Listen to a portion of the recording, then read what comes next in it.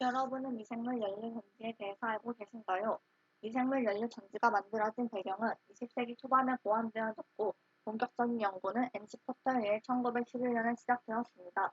포터는 사카로미세스 텔레비시아에서 전기를 생산할 수 있었지만 그의 작업은 좁은 적용 범위만을 가지고 있었습니다. 그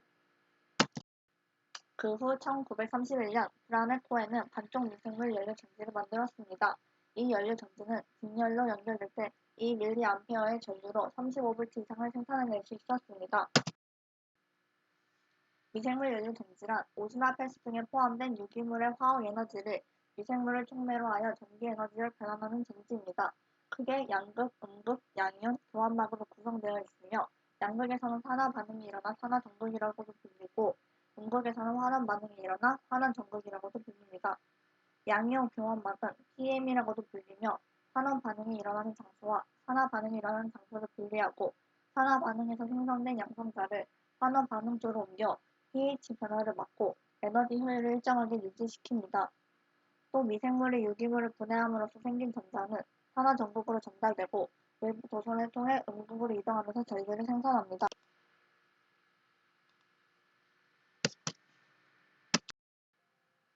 우리는 미생물 연료 전지에 관심을 가질 필요가 있습니다. 그 이유는 미생물 연료 전지는 연소와는 달리 전기화학적 방법을 사용하여 카르노 효율의 제한을 받지 않으며 이론적으로는 100% 에너지 변환이 가능합니다.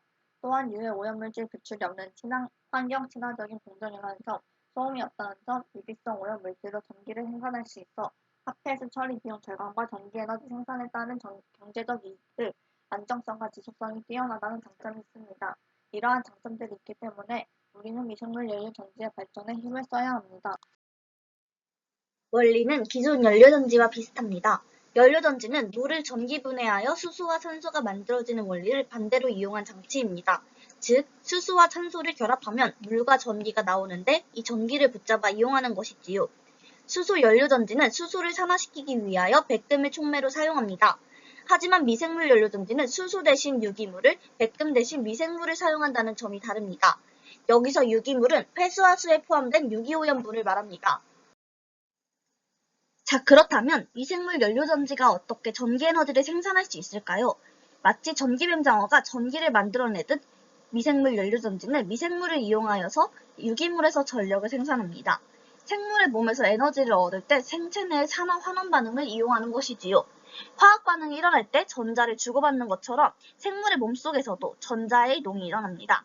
이때 일부 미생물은 자신의 몸에서 생긴 전자를 몸 밖에 있는 금속 산화물을 환원시키는 데 사용할 수 있는 것도 있습니다. 전자를 몸 밖으로 배출하는 미생물이 만든 전자를 이용해 전기를 생산합니다.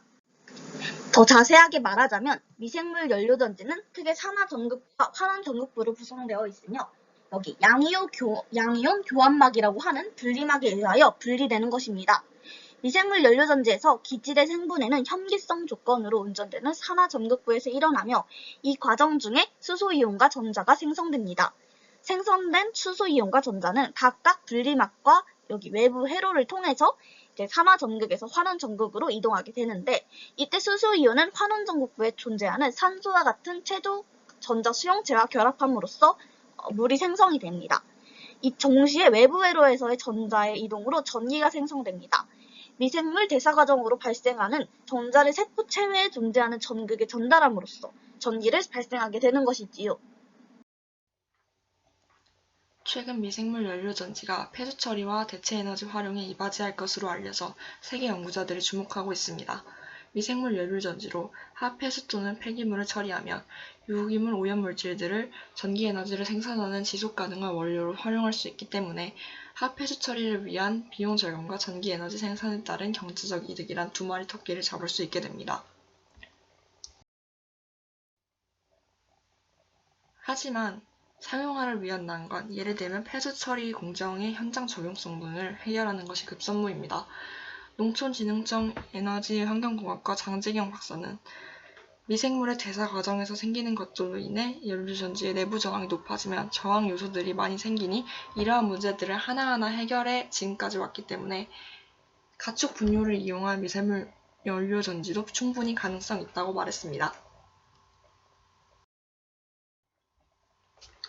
현재 진행 중인 연구로는 미생물 연료전지의 산화 전극부 크기에 비례하여 전기 생산량이 증가하지 않는 문제를 해결하기 위한 연구, 미생물 연료전지의 낮은 전류값 원인을 규명하는 연구가 있고, 미생물 연료전지의 성능을 높이며 보다 경제적인 운전을 위한 방법 탐색도 이루어지고 있습니다.